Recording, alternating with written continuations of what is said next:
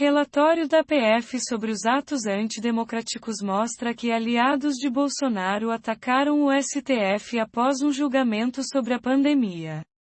Fantástico teve acesso à análise feita pela Polícia Federal de mensagens no celular do empresário bolsonarista Otávio Fancouri, que mostra uma conversa em 22 de maio do ano passado com a deputada Bia Kicis, do PSL. O relatório parcial da Polícia Federal sobre os atos antidemocráticos encaminhado à PGR no início de janeiro a que a TV Globo teve acesso mostra que aliados do presidente Jair Bolsonaro atacaram o Supremo Tribunal Federal após um julgamento sobre a pandemia. Chegaram a falar em guerra institucional. Os ministros tinham decidido que gestores públicos podem ser punidos se deixarem de seguir a ciência na pandemia. Apesar dos ataques, a Procuradoria-Geral da República pediu o arquivamento do inquérito ao Supremo, sem solicitar novas diligências. O Fantástico teve acesso à análise feita pela Polícia Federal de mensagens no celular do empresário bolsonarista Otávio Fancouri que mostra uma conversa em 22 de maio de 2020 com a deputada Bia Kicis, do PSL. Ela é a atual presidente da Comissão de Constituição e Justiça da Câmara e uma das principais aliadas de Bolsonaro.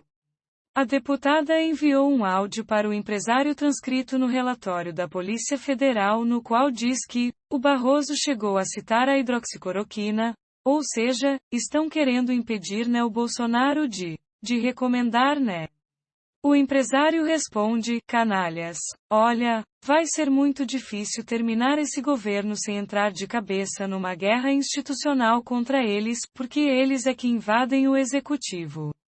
O ministro Luiz Roberto Barroso foi o relator no julgamento do Supremo Tribunal Federal que limitou a medida provisória que livrava agentes públicos de punição durante pandemia, um dia antes da conversa entre a deputada e o empresário.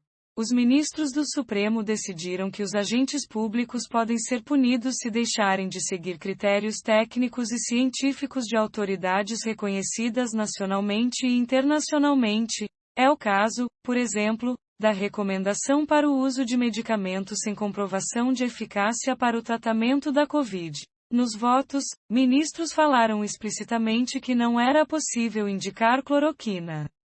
Apesar das mensagens entre Bia Kicis e o empresário Otávio Fancouri, a PGR decidiu arquivar a investigação sobre a participação dela nos atos antidemocráticos. Em abril de 2020 foram realizadas manifestações antidemocráticas, com ataques ao Supremo e ao Congresso Nacional e a favor da reedição do AI-5, o ato mais duro da ditadura militar. O próprio presidente Jair Bolsonaro discursou em um dos protestos, em frente ao quartel-general do Exército, em Brasília. Bolsonaro, no entanto, não foi investigado. Na sexta-feira 4, a Procuradoria-Geral da República pediu o arquivamento das investigações sobre os parlamentares, além de Bia Kicis, outros 7 deputados do PSL. O pedido não atinge o deputado Daniel Silveira, do PSL, que já é réu no inquérito, e o deputado Ottoni de Paula, do PSC, que já foi denunciado, e a PGR recomendou que 6 investigações, contra quem não tem foro, sigam para instâncias inferiores. Um despacho mostra que o ministro Alexandre de Moraes enviou o relatório parcial da Polícia Federal para a PGR se manifestar no dia 4 de janeiro. A resposta da Procuradoria levou 5 meses e não foram feitas diligências. A PGR informou à TV Globo que recebeu o inquérito em fevereiro, mas um documento mostra que o relatório parcial foi recebido pela Procuradoria no dia 5 de janeiro. A PGR diz também que fez uma auditagem da investigação realizada pela PF, mas não afirma que fez diligências. A principal crítica da Procuradoria para pedir o arquivamento foi que, depois de um ano, a Polícia Federal não teria aprofundado as investigações, não teria seguido, por exemplo, o rastro do dinheiro para organizar e financiar os atos antidemocráticos, mas no relatório da Polícia Federal, os investigadores propuseram aprofundar várias investigações. A PF queria mais dados sobre uma investigação da empresa Atlantic Council, que tem uma parceria com o Facebook para analisar grupos responsáveis por disseminar desinformações em eleições democráticas. Essa investigação tirou do ar contas e perfis ligados à família Bolsonaro, que a empresa chamou de redes de comportamento inautêntico coordenado, redes de contas falsas. A Polícia Federal reuniu dados externos e disse que foram identificados 1.045 acessos de conta apresentadas no relatório da Atlantic Council oriundos de órgãos públicos, Presidência, Câmara, Senado, Câmara dos Vereadores do Rio de Janeiro. Além disso, foram identificados acessos oriundos do comando da 1ª Brigada de Artilharia Antiaérea.